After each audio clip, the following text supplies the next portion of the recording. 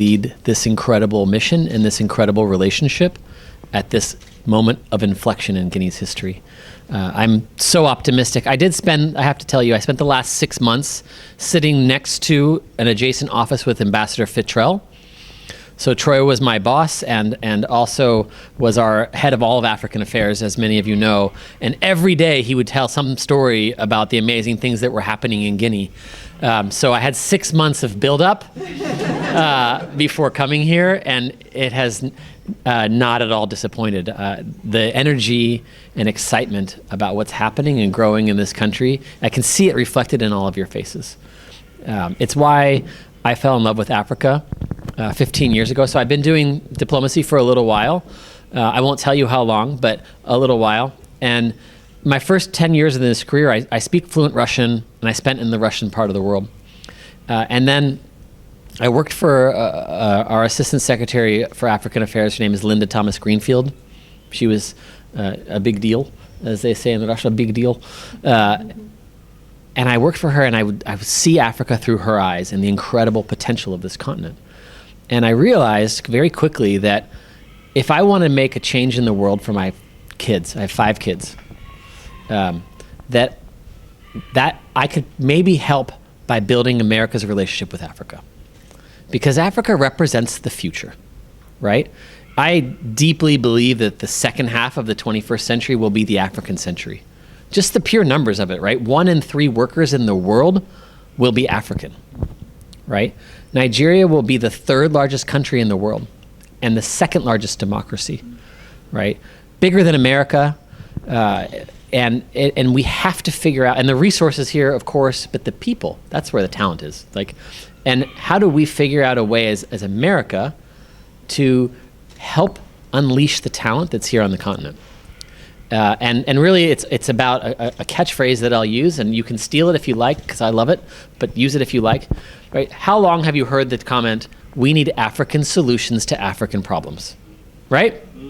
It's empowering. It's about sovereignty. It's totally wrong. We need African solutions to global problems. Much bigger than African problems. We need you to focus.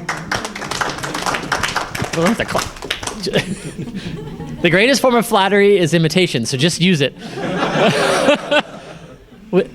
The problems that we face are joint, right? Whether it's climate change, a sort of fall back in democracy, figuring out how we're going to deliver services to people so that they participate in their societies, figuring out the solutions that are going to help the world in the next 100 years, they're going to come from Africa, right? They're going to come from people like you in this very room.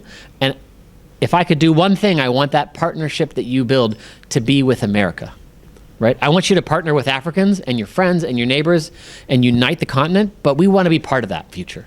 And we want to help build it together. So that's why I'm here.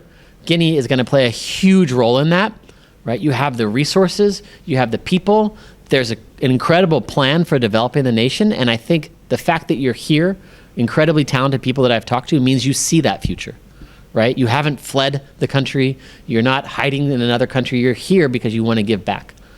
I shared this anecdote with a few of the folks I talked with already, but I've already seen this in Guinea. I saw it in Lagos. But West Africans in particular, it's why I decided to come back and work on West Africa. Don't tell my colleagues in East Africa. They have this hustle, right? Comment dit-on en français, hustle? That's better than resilience. It's like this energy, right? Brio, yeah, brio. Yeah. Débrouillard. Okay, débrouillard. All right. It's this hustle, right? Everybody in this room, I bet, has like a full-time job, probably has like a business that they've started on the side, right? Is maybe working on like a PhD over here, and also runs an NGO, or is like feeding 20 people back in their village.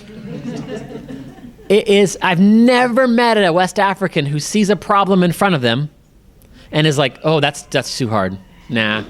And walks away. They're like, oh, I could probably get around that. Maybe I could climb over it. Oh, maybe I could like dig it up and turn around and sell it to this Oyibo American over here. He'll buy it. Like the hustle, the commitment. It's why when you see Africans in the United States, they are so successful, right? I don't know the numbers for Guinea, but I can tell you Nigerian Americans represent the single most successful diaspora group in the United States when you measure income levels or education levels, right? You put them in a place where there's rules-based order, predictability, transparency, and capital, then they just go, phew. And that's what we're hoping to see on the continent, right?